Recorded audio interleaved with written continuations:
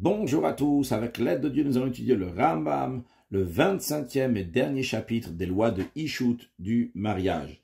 Comme on a déjà appris plusieurs fois que lorsqu'un homme se marie, il s'engage à travers la Ketouva que si il va mourir ou si il va divorcer sa femme, il va lui donner une somme d'argent, ce qu'on appelle payer la Ketouva. Cette somme d'argent-là même, il y a deux parties. Il y a ce qu'on appelle le Ika Ketouva, l'essentiel, la base de la Ketouva, ce que les sages ont institué qu'un homme doit donner à la femme. S'il se marie avec une femme qui est vierge, c'est 200 zouz, et si elle n'est pas vierge, c'est 100 zouz. En plus de ça, il y a la Tosefet, le supplément, ce que le mari a décidé de rajouter. Il peut rajouter 100 zouz, 1000 zouz, 2000, comme il veut. Perek Ramisha ve'esri malacha alef. Anose ishastam. Quelqu'un qui se marie avec une femme sans condition. Il n'a pas dit « je me marie à condition que tu n'as pas de vœux ». Il s'avère que cette femme avait fait des vœux. Eh bien, le mari, il a le droit de la divorcer sans lui payer l'argent d'Aktuva. Lo ikar, ni la base de l'argent d'Aktuva, velotosefet, et ni le supplément. Maintenant, quand on dit si elle avait des vœux, il a le droit de la divorcer, de quels vœux s'agit-il? Alors, le Rav nous dit, c'est pas tous les vœux, mais c'est des vœux qui sont inouï nefesh, qui font souffrir la personne qui a fait ce vœu. Si elle a fait un vœu chez l'autochal bassa, qu'elle ne va pas manger de viande, ou chez l'otishte yaïd, ou bien qu'elle ne va pas boire de vin, ou chez l'otit kachet beminet sivon, ou bien qu'elle ne va pas se parer avec des vêtements de couleur, et pas spécialement des vêtements de couleur, mais ve'ouadin lishara minim. Il en est de même aussi, donc pour d'autres sortes de parures, chez derech kolan shama, comme les kachet baem, que c'est l'habitude des femmes de cet endroit, de se vêtir avec ces parures, et elle a fait un vœu de ne pas se vêtir avec. Eh bien, dans ces contextes de vœux, qui sont inouï nefesh, qui font souffrir, c'est une mortification pour la femme. Un homme ne veut pas avoir une femme qui est mortifiée, donc il a le droit de la divorcer. Mais si elle a fait un autre vœu, à part ce qu'on vient de mentionner, elle n'a perdu aucun des paiements de sa ketouva, le mari doit rester avec elle, en tout cas s'il veut la divorcer, il devra payer la ketouva. Halachabet, dans le même esprit, de même quelqu'un qui s'est marié avec une femme sans avoir mis une condition qu'elle n'a pas de défaut physique. Et il s'avère qu'elle avait un défaut physique qui est considéré un défaut physique chez les femmes, comme on l'a déjà appris dans le chapitre 7, qu'il y a certains défauts physiques qui font que c'est un défaut physique que le mari peut se plaindre sur ça. Le mari n'était pas au courant de ce défaut. Le mari n'a pas entendu de ce défaut physique et qu'il a dit quand même, je suis d'accord de me marier avec elle. Si c'était le cas en effet, et il s'est marié avec elle, il savait qu'il avait un défaut physique, il n'y a aucun souci, mais lui il n'était pas au courant. Et dans un tel cas, à réseauter de l'oktuva, le mari a le droit de la divorcer sans lui payer l'argent d'aktuva, lo ikar v'lotosevet, ni la base de l'aktuva, et ni le supplément. Keitzad. Maintenant, le Rav me dit, comment ça? Dans quel cas le mari peut se plaindre en disant qu'il n'était pas au courant de ce défaut physique? Alors, s'il y avait un bain public dans la ville, il avait des proches parentes, et il ne peut pas dire, je n'étais pas au courant de ces défauts physiques. Et il ne s'agit pas seulement qu'on parle de défauts physiques que tout le monde peut voir, même des défauts physiques qui sont dans des parties cachées du corps. Eh bien, même sur ça, il ne peut pas dire qu'il n'était pas au courant. Pourquoi? Parce qu'il se renseigne auprès de ses proches parentes. Donc on présume, chez Shama Veratza, qu'il a entendu, qu'il était au courant. Ses proches parentes lui ont dit de quoi elle a l'air si elle a des défauts physiques dans le bain public. Par contre, s'il n'y a pas de bain public, ou bien qu'il n'avait pas de proches parentes qui peuvent le renseigner, dans ce cas-là, il peut se plaindre s'il s'avère que cette femme a des défauts physiques dans des endroits, dans des parties cachées du corps. Dans ce contexte-là, des défauts qui sont cachés, le Ram nous dit, celui qui a des crises, une femme qui a des crises d'épilepsie, qui surviennent à des moments donnés, donc qu'on ne peut pas savoir quand est-ce qu'ils vont arriver, cette crise. Ça fait partie aussi des défauts qui sont dans des parties cachées. Pas parties cachées physiquement du corps, mais c'est quelque chose qui est caché, qu'il n'était pas au courant. Il peut dire que je ne savais pas. Donc ça concerne donc des défauts physiques qui sont cachés. S'il n'y avait pas de bain public, ou bien qu'il n'y avait pas de proche parente pour le renseigner, là, il peut dire, j'étais pas au courant. Avabemum shebagalui. Mais en ce qui concerne les défauts physiques qui sont dévoilés, par exemple, sur le visage, et no yachol liton, il ne peut pas se plaindre et dire qu'il n'était pas au courant, sharea kol roinotan, parce que tout le monde voit ses défauts physiques. Omrimlo, et il lui redit, même dans un cas que lui n'est pas parti voir la femme pour donner les kiddushim. Il a envoyé un délégué, il a entendu qu'il y a une femme qui s'appelle Rachel, il a envoyé quelqu'un, il a dit, tiens, va être Mekadesh la femme. Lui, il n'a pas vu. Même dans ce cas-là, il aurait pu savoir. Et on présume qu'il a oui entendu. Venit Payes. Et quand même, il a consenti, il a donné son accord de se marier avec elle. Maintenant, le Ram nous dit, Davayadouaou, il est évident, chez Ndinze, que cette loi-là qu'on vient de dire en ce qui concerne les femmes qui ont un défaut physique qui est dévoilé par exemple sur le visage et que le mari ne veut pas se plaindre en disant qu'il n'était pas au courant, quand est-ce qu'on dit ça? Et la beot c'est uniquement dans les endroits que la coutume des femmes là-bas était les haler bachouk d'aller dans la rue ou pnem glouyot avec le visage qui est dévoilé. Tout le monde connaît cette femme, ils disent, cette femme-là, c'est la fille de tel, c'est la sœur de tel. Comme par exemple, les pays en Europe, Bismanazé de notre époque, donc le Rambam parle de son époque, que les femmes sortaient avec le visage qui est dévoilé. Donc, en général, ce mari-là qui s'est marié, il a donné les kiddush à cette femme. S'il y a un défaut physique qui est dévoilé, il est au courant.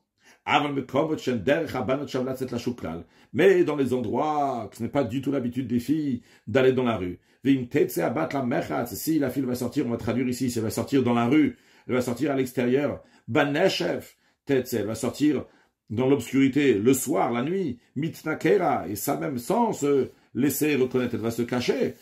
Il n'y a personne qui voit cette fille-là, même le visage, uniquement les proches parentes.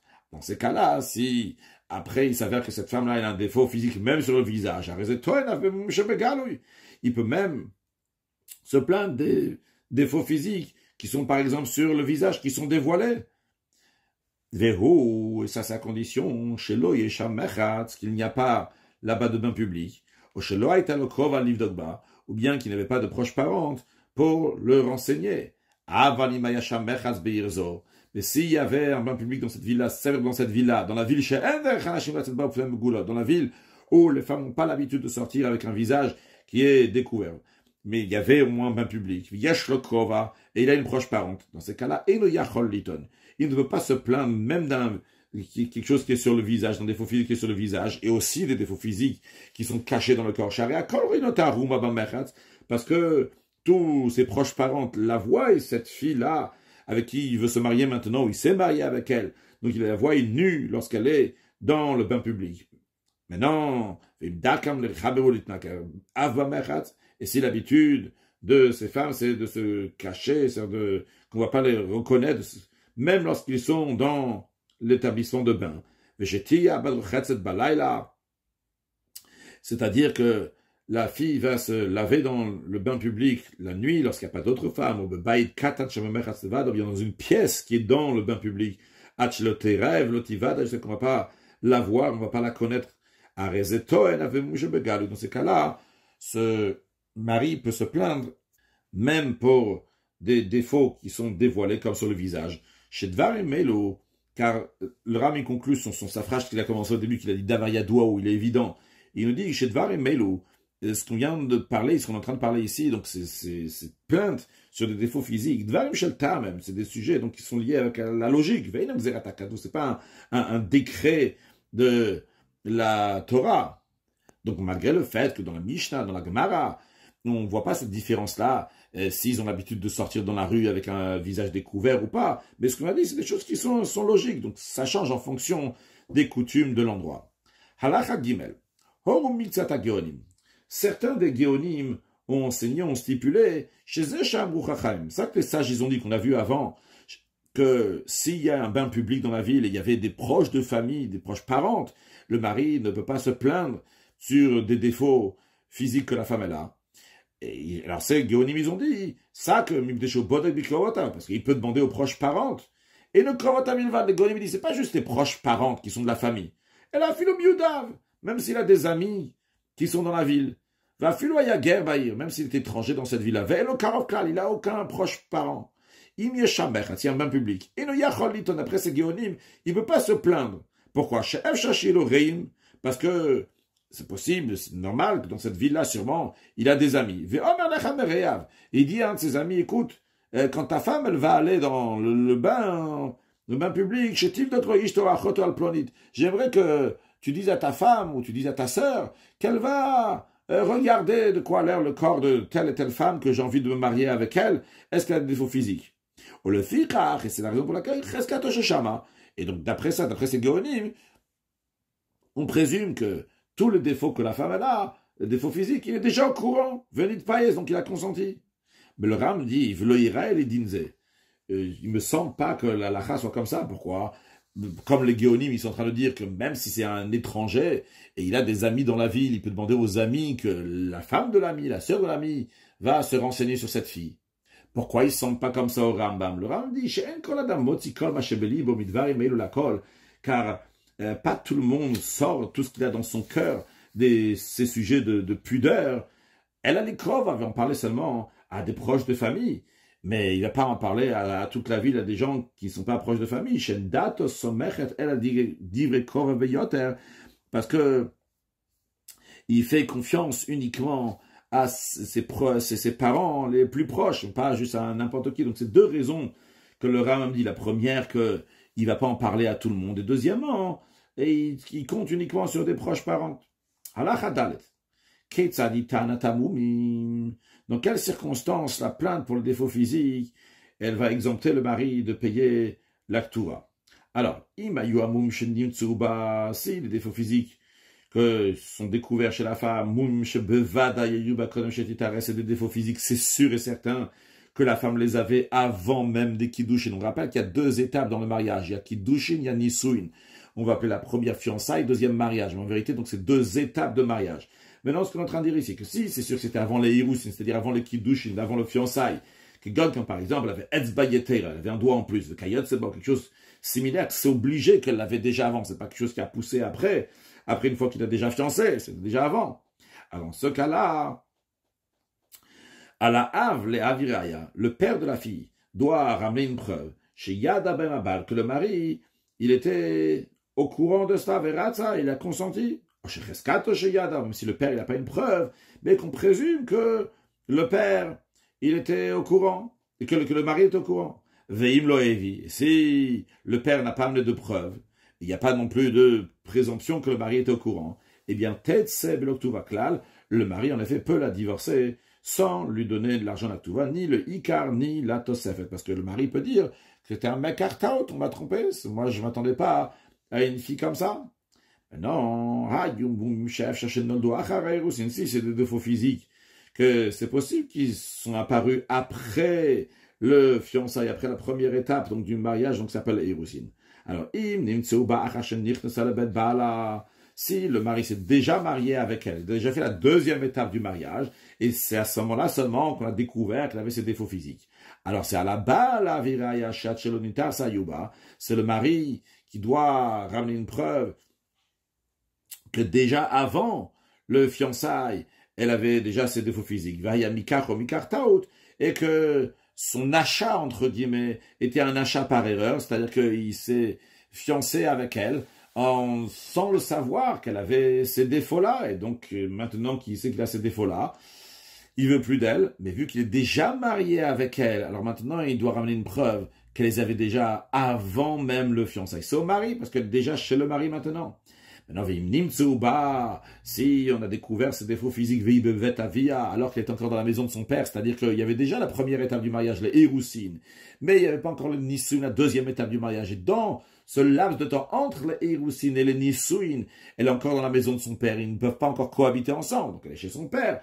Et lorsqu'elle était là-bas, ils ont découvert, le mari a découvert qu'elle a ses défauts physiques. Eh bien, c'est le père qui doit ramener une preuve chez Achara Erusin Noldu, que ces défauts physiques sont arrivés, sont apparus, sont venus, donc après que la femme était déjà à Roussa, qu'elle était déjà donc liée avec son mari. Et c'est une expression pour dire, quand on dit littéralement Nistafrasadeo, c'est que son champ a été inondé. Ça veut dire qu'il a un coup de mauvaise chance, il a une mauvaise chance, et c'est ce qui lui est arrivé. Comme s'il était déjà marié avec elle, qu'il a eu un défaut, eh bien c'est ce qui lui appartient, c'est sa femme. Si maintenant il veut la divorcer, il donnera la ktuva. Mais en tous les cas, donc elle a eu ce défaut-là quand elle était déjà liée avec le mari. Donc le père, en tous les cas, doit ramener une preuve que, en effet, ce défaut-là, il est arrivé après les Héroussines, sinon on considère que c'était avant les Héroussines, et donc le mari il peut la divorcer sans lui payer la ktuva. Halachae. Si le mari apporte une preuve que ces défauts physiques étaient chez la femme avant même qu'elle a été consacrée à lui, avant qu'il a fait le Héroussine, ou bien que la femme elle-même a dit oui, c'est vrai, j'avais ces défauts physiques déjà avant le mariage, avant le Héroussine, donc la première étape. Et le père il ramène une preuve, Shera, que le mari il a vu ses défauts physiques. Il s'est tu, venu de Païs, donc il a consenti, il a donné son accord. Ou bien, ou bien que, on présume, c'est vrai que c'est sûr et certain qu'elle avait ses défauts physiques avant le Héroussine, mais on présume que le mari était au courant qu'elle avait ces défauts-là, et donc il a consenti. Donc, c'est tel cas, le mari a le devoir de payer la ktuva. Halachavav, ba lishto. Si l'homme, il a eu des rapports avec sa femme, Vesha kamayamim, et après ça, il a attendu plusieurs jours, Vetan shemum zelonir alodata, et il se plaint, il dit, ah, j'ai trouvé un défaut physique, je n'avais pas vu jusqu'à présent ce défaut physique. Afilu yabetochakmatim. Eh bien, même si le défaut physique qu'il a trouvé, c'est dans les replis de la peau, dans un endroit donc, qui est dur à trouver, par exemple sous les aisselles, ou bien sous la plante du pied de la femme. C'est pas évident de trouver là-bas un défaut comme ça du premier coup. Eh bien, un shomyulo, on n'écoute pas cet argument-là. Parce que chazaka, il y a une présomption. She'en adam shote bekos, c'est un exemple qu'on est en train de dire ici, qu'un homme ne boit dans un verre, elle a imken botko yafe, uniquement après qu'il a parfaitement examiné. Donc, on dit que, entre guillemets, avant de boire dans ce verre, avant que le mari va avoir un rapport avec cette femme-là, il a très bien examiné. Donc, du moment où il a eu un rapport avec elle, même le lendemain seulement, le rami du Shakamayam, s'il s'est attendu plusieurs jours, mais ça ne change pas plusieurs jours maintenant, dès qu'il a eu un rapport avec elle, c'est sûr et certain qu'il sait déjà tous les défauts qu'elle a. Donc, on présume, du moment où il a bu, entre guillemets, il a eu un rapport avec la femme, eh bien, il en a eu connaissance de ces défauts-là, et il les a acceptés, il a consenti. Halacha Zayn. Anos et Isha, celui qui se marie avec une femme. Venimtset, et il s'avère, il découvre chez en la veset kvoua nidata, qu'elle n'a pas de cycle qui est fixe pour l'apparition de ses règles. Elle a seulement quoi? L'otagish be'atzma achetire damnida. Elle ne ressent pas de signe jusqu'à que l'écoulement de sang des règles, il arrive. Donc, il y a des femmes qui ont des menstruations qui sont fixes. Chaque premier jour du mois, ils ont les menstruations. Cette femme-là, elle n'a pas de moment fixe pour les menstruations. Lorsque le sang il arrive, hop, ça arrive. Et elle n'a même pas, ce qu'il y a en général chez les femmes, qu'avant qu'elle a sa menstruation, elle va se sentir mal dans le corps, qu'elle sait que ça va arriver. Eh bien, cette femme-là, pour qu'elle puisse avoir un rapport avec son mari, il faut faire un examen avant d'avoir un rapport et après aussi d'avoir un rapport. Donc elle va pouvoir avoir un rapport avec son mari uniquement avec 2 tissus témoins. Le mot idim, il y a aussi au sens de un tissu et aussi de témoins qui témoignent pour savoir s'il y a eu du sang ou pas. Chez Bodek et Baem Atzma, elle va s'examiner pour savoir si elle a du sang. Un tissu témoin avant d'avoir un rapport. Un tissu témoin qu'elle va faire un examen aussi avec, après avoir un rapport, en plus du tissu témoin que l'homme, toujours, il s'essuie avec, après avoir eu un rapport, pour être sûr qu'il n'y a pas de sang. Alors, contrairement à une femme, quand je général a des menstruations qui sont fixes, que ça suffit que elle et son mari vont s'examiner seulement après avoir eu un rapport. Donc, il y a seulement 2 tissus témoins, un pour la femme et un pour le mari, après avoir eu un rapport. Celle-là, elle doit avoir un tissu témoin aussi pour avant d'avoir un rapport avec son mari. comme on expliquera donc tout ça dans les lois des mariages interdits, des relations interdites. Alors, maintenant, ce que le Rambam est en train de nous parler ici dans ce Perek, c'est des moumim, c'est des défauts que la femme elle a. Et le Rambam nous dit dans la Chachet, bien que le fait que cette femme-là, elle doit toujours faire un examen avant d'avoir un rapport, c'est considéré un grand défaut, mais quand même, loïf sidaklum. Elle n'a pas perdu l'argent de sa ktuva. Pourquoi? Parce que finalement, il y a une solution. Parce qu'elle va s'examiner avant d'avoir un rapport. Et après, ils vont pouvoir avoir un rapport. Maintenant, le Rambam nous dit, si cette femme-là, elle s'est examinée et elle a eu un rapport, et lorsque, après le rapport, ils ont chacun fait un examen, l'homme et la femme, sur son tissu témoin de la femme ou de l'homme, il y avait du sang. Donc ça veut dire qu'au moment de la relation, il y a eu du sang qui a coulé. Eh bien, si c'est arrivé une fois, encore une fois et encore une fois, à 3 reprises successives, eh bien,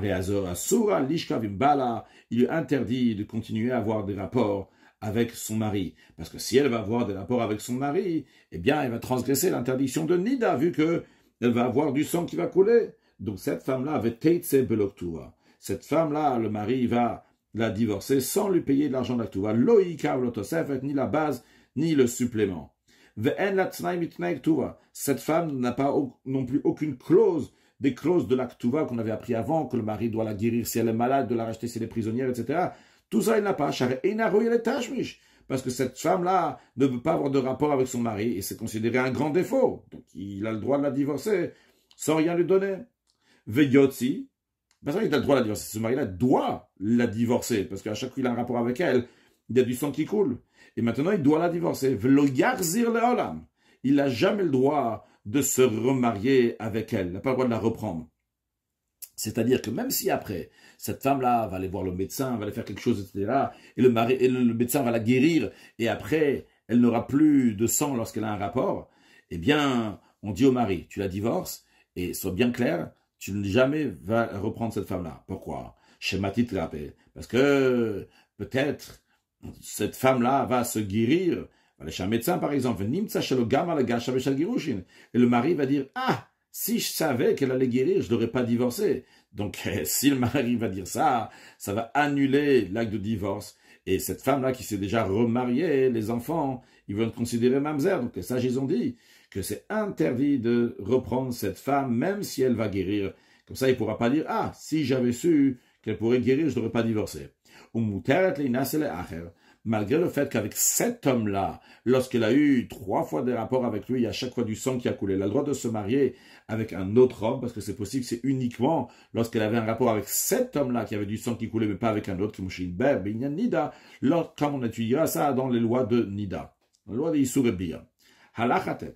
Dans quel cas s'applique que celui qui se marie avec une femme et qu'elle a du sang lorsqu'il a une relation avec elle, il doit la divorcer. Et elle ne reçoit pas sa Ktura.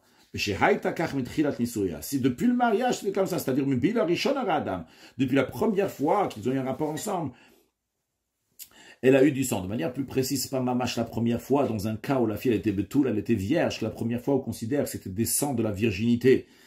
Mais en tous les cas, donc, après, une fois que c'était plus le sucre, c'est plus le sang de la virginité, après, donc il y a eu 3 fois qu'il y a eu du sang. Et donc, depuis le début du mariage, chaque fois qu'elle a eu un rapport, il y a eu du sang. Dans ces cas-là, il va la divorcer et il ne donne pas la ktuva.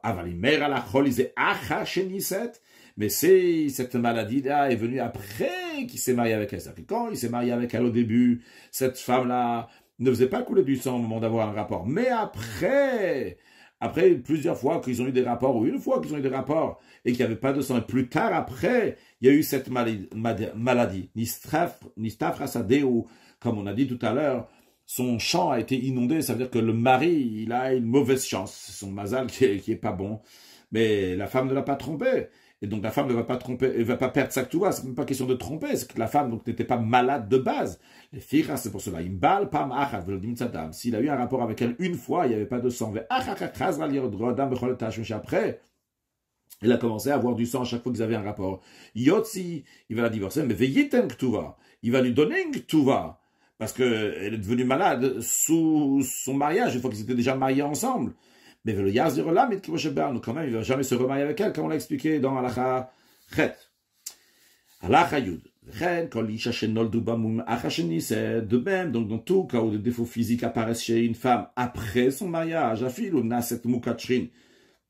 même si elle est devenue couverte d'ulcères, si le mari veut continuer à vivre avec elle, et quand même, il continue à vivre avec elle, s'il veut la divorcer, il doit payer l'argent de la ktuva, parce que ces défauts physiques sont venus une fois qu'il était déjà marié avec elle.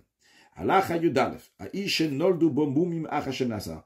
qui concerne un homme qui est apparu chez lui, donc défaut physique, après qu'il s'est marié avec la femme, même si sa main a été coupée, son pied a été coupé, ou bien que son œil a été crevé, il ne voit plus maintenant. Sa femme ne veut plus rester avec lui.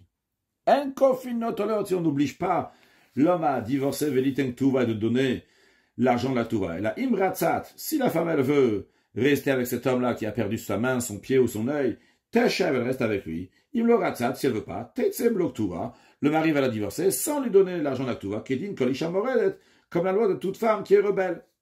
Avar, mais dans un cas où c'est d'autres défauts qu'il a eu, Imnolad lo reachapé, s'il commence à avoir une mauvaise haleine, ou reachachotem, ou bien une mauvaise odeur, de son nez, ou bien qu'il a commencé à devenir un ramasseur des crottes de chiens, ou bien qu'il est devenu un mineur de cuivre, ou les abed orot, ou bien il est devenu un tanneur. Tout ça, donc, ça mêle une très mauvaise odeur. Alors, si sa femme veut divorcer de lui, on l'oblige de divorcer. Il doit donner l'argent de la ktuva. Si elle veut rester vivre avec son mari, Teshev, elle a le droit de continuer à vivre avec lui.